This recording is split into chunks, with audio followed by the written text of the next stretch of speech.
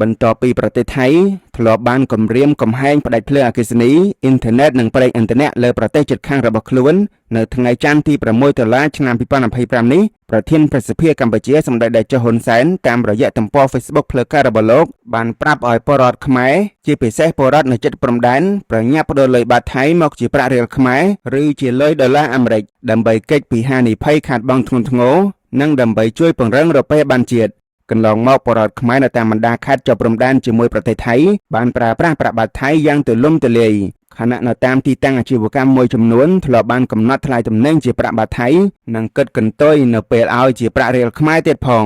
ការនិយមចាយវាយប្រាក់ប្រទេសជិតខាងនៅលើទឹកដីរបស់ខ្លួនបែបនេះក៏ធ្លាប់ទទួលបានការរិះគន់ជាបន្តបន្ទាប់ផងដែរទើបមានការកែតម្រូវមួយចំនួនឡើងវិញមូលហេតុដែលប្រាក់បាតថៃមានឥទ្ធិពលលើសកម្មភាពចាយវាយរបស់ពលរដ្ឋខ្មែរនៅតាមព្រំដែនដូចនេះគឺដោយសារច្រើនទសវត្សរ៍កន្លងមកកម្ពុជាបានពឹងផ្អែកខ្លាំងលើទំនិញថៃដែលនាំឲ្យមានសកម្មភាពនាំចូលទំនិញយ៉ាងសន្ធឹកសន្ធាប់មកកម្ពុជា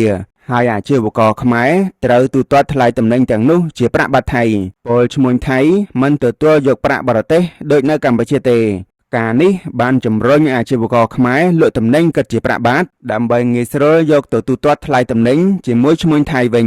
ហេតុផលមួយទៀតគឺមានលំហូរសាច់ប្រាក់ច្រើនពីពលករខ្មែរទៅធ្វើការនៅប្រទេសថៃដែលបានផ្ញើប្រាក់បាតមកក្រុមគ្រួសាររបស់ពួកគាត់នៅស្រុកខ្មែរទោះជាយ៉ាងណាគិតចាប់ពីប្រទេសថៃបានបើកការឈ្លានពានទឹកដីរបស់កម្ពុជាជាថ្មីនៅពាក់កណ្ដាលឆ្នាំ2025នេះចំនួនពលករខ្មែរនៅប្រទេសថៃបានថយចុះហើយចំណែកទីផ្សារទំនិញថៃនៅប្រទេសកម្ពុជាក៏ថមថយជាងមុនដែរដូច្នេះវាជាពេលវេលាដ៏ស័ក្តិសមក្នុងការងាកមកគាំទ្រប្រាក់រៀលខ្មែរដែលជារប៉េបានជាតិរបស់យើងវិញ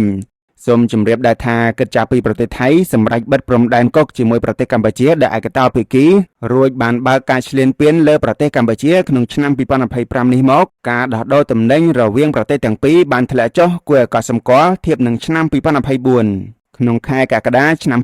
2025ដែលជាខែផ្ទុះសង្គ្រាមការនាំចូលទំនិញថៃមកកម្ពុជាបានធ្លាក់ចុះមកនៅត្រឹម$166 លានរួចបានកើនមកចំនួន$214 លានក្នុងខែបន្ទាប់ដោយឡែកក្នុងខែកញ្ញាកន្លងទៅថ្មីនេះការនាំចូលនៃទំនិញថៃមកកម្ពុជានៅបន្តមានចំនួន$208 លានបើទោះបីជាមានយុទ្ធនាការភេកការមិនទិញទំនិញថៃក៏ដោយនេះបើតាមទិន្នន័យពីអគ្គនាយកដ្ឋានគយនិងរដ្ឋកោកម្ពុជាមេតិកានេះនាំមកជូនលោកអ្នកដោយក្រុមហ៊ុនរចនានិងសាងសង់ Future Design XBL ប្រសិនបើលោកអ្នកត្រូវការដេកផ្ទះទីតាំងអាជីវកម្មសួនច្បារធ្វើស្លាកយីហោអាជីវកម្មឬការងាររចនានិងសាងសង់ផ្សេងៗយើងសូមណែនាំ Future Design XBL